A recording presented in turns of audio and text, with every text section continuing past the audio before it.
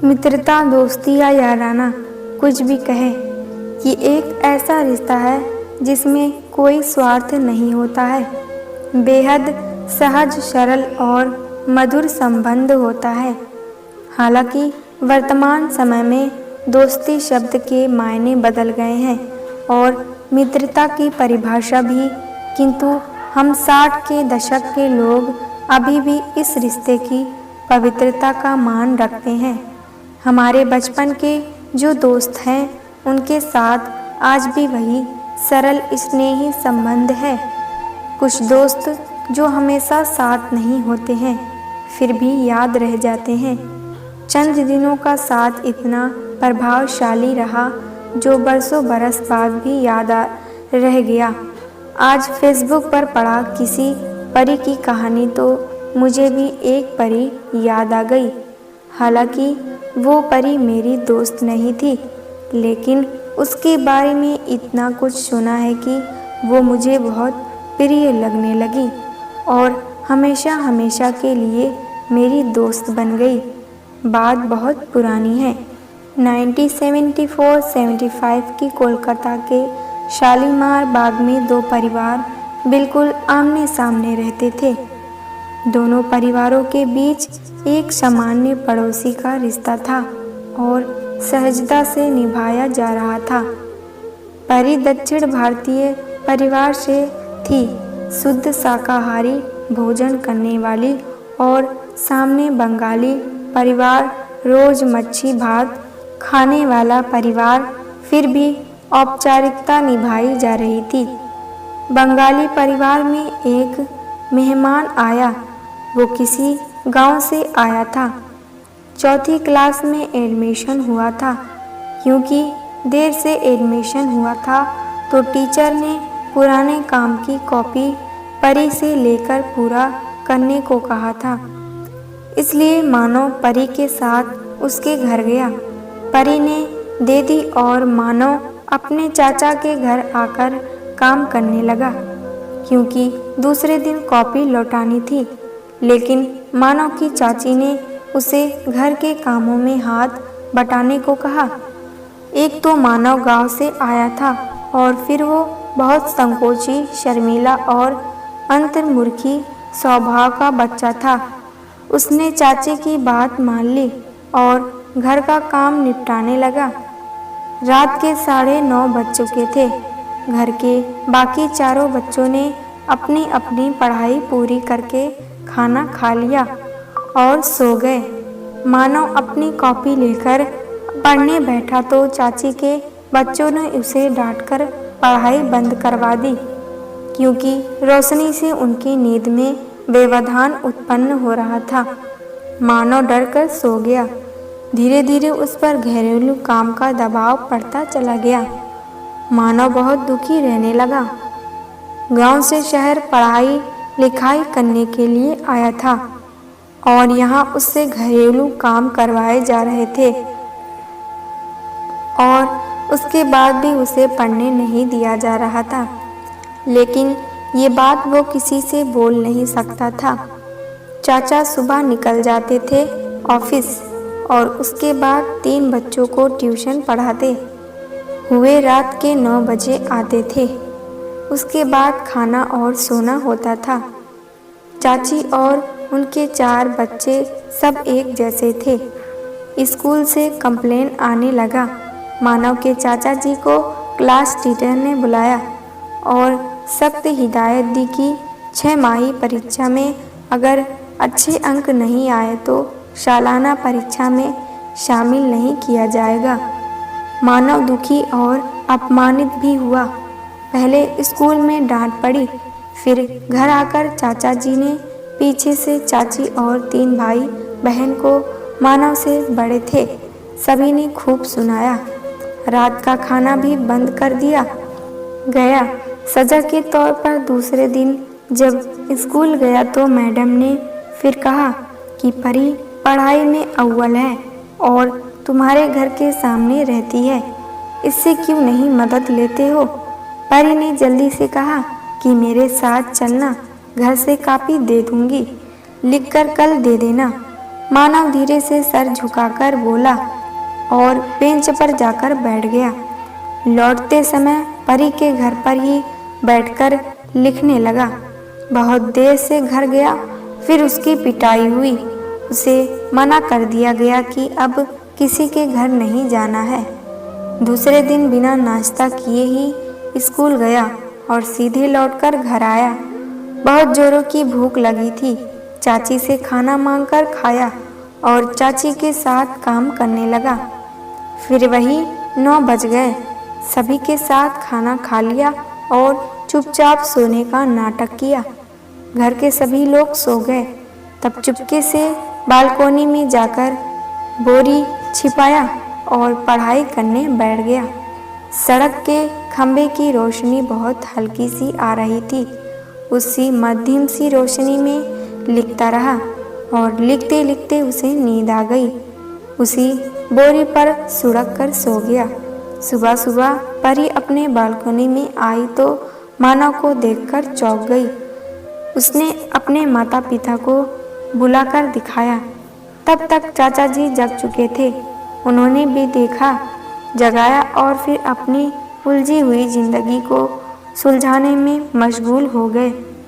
मानव जब स्कूल के लिए निकला तब परी ने पूछा। फिर मानव ने सब कुछ सच सच बता दिया। परी सारी बातें सुनकर दुखी हो गई, लेकिन उसने हमेशा साथ देने का वादा किया। मानव उम्र में बड़ा था, लेकिन पढ़ाई में पिछड़ गया था। इसलिए दोनों एक ही क्लास में पढ़ते थे। परी ने अपने माता पिता को मानव की कहानी सुनाई। परी की माँ जानती थी मानव की चाची का स्वभाव अच्छा नहीं है, इसलिए चाहकर कि मानव भी मदद नहीं कर सकती थी। हाँ, उन्होंने इतना ज़रूर कहा कि हम अपनी बालकोनी की लाइट जलाकर रखा करेंगे ताकि अच्छी रोशनी में मानव पढ़ाई कर सके। मानव को बहुत राहत मिली।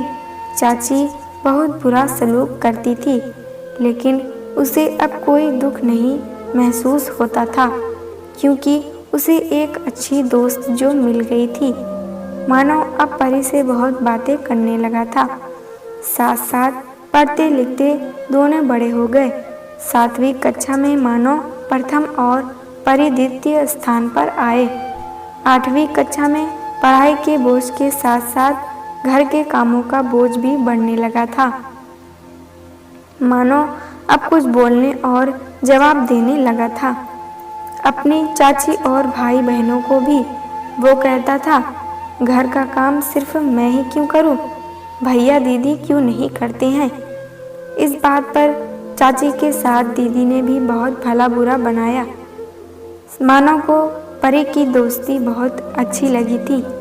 वो साथ साथ रहना चाहता था, लेकिन चाची और भाई बहन का जुल्म बर्दाश्त से बाहर हो गया।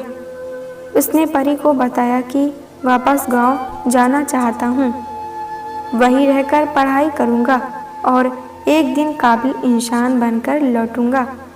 परी बहुत रोई, लेकिन दूसरे ही पल आंसू पोंछकर बोली, ठीक है, तुम अपने गांव चले जाओ, लेकिन फिर लौटकर ज़रूर आना। दूसरे दिन मानव ने अपने पिताजी को खत लिखा कि मैं बहुत बीमार हूँ और आप लोगों के पास आना चाहता हूँ।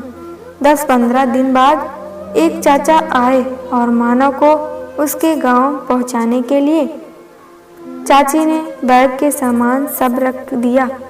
जब वो किताब कॉपी समेटने लगा तो दीदी ने कहा, किताब कॉपी ले जाकर क्या करोगे? वहाँ तो गाय भैंस चराना है और कुट्टी काटना है। ये बोलकर हंसने लगी। बाकी लोग भी हंस पड़े, यहाँ तक कि चाची भी। मानव को बहुत तेज गुस्सा आया, लेकिन कुछ बोला नहीं। ट्रेन का समय हो चुका था। सुबह के फैलाए कपड़े लेने जब बालकोनी में गया तो एकदम से देखता ही रह गया। परी दुल्हन की तरह सजी हुई थी। फूलों के जेवरों से लदी, हाथों में दीपक लिए चांद को देखकर कह रही थी। मानव को समझ में नहीं आया कि ये क्या हो रहा है। कहीं परी को शादी तो नहीं हो रही है, लेकिन परी ने उसे बताया। क्यों नहीं? पहले नहीं बताया तो कोई बात नहीं, लेकिन आज मुझे बुलाया क्यों नहीं? परी के कुछ रिश्तेदार भी वहाँ मौजूद थे। परी के मामा, मौसी और बुआ भी इन सबको बुलाया, और मुझे क्यों नहीं? मानव को बहुत गुस्सा आया और बालकोनी से ही चिल्ला कर बोला, अपनी शादी में मुझे बुलाया क्यों नहीं?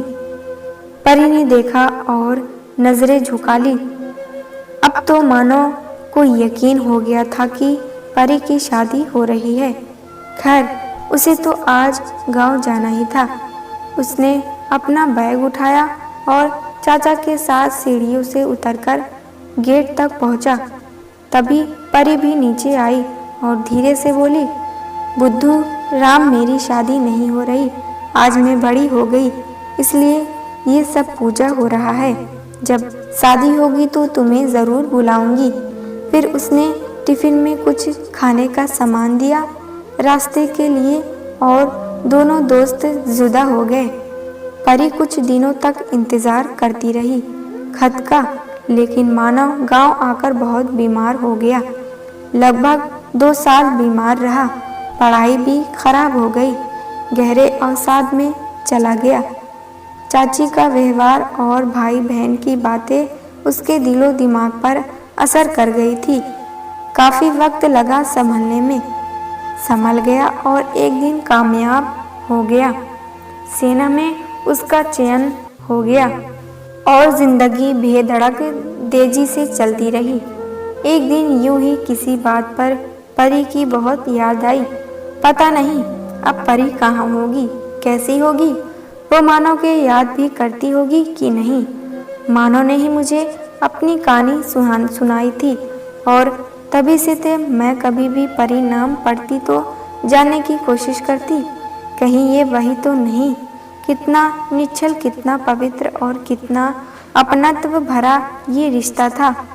काश कि कहीं मुझे परी मिल जाती तो मैं उसे बताती कि मानव के दिल में आज भी वो दोस्त रहती है जो होमवर्क के लिए अपनी कॉपी ही नहीं देती, बल्कि बालकोनी की लाइट भी जलाकर रखती थी, ताकि मानव अच्छे से अपना काम पूरा कर सके।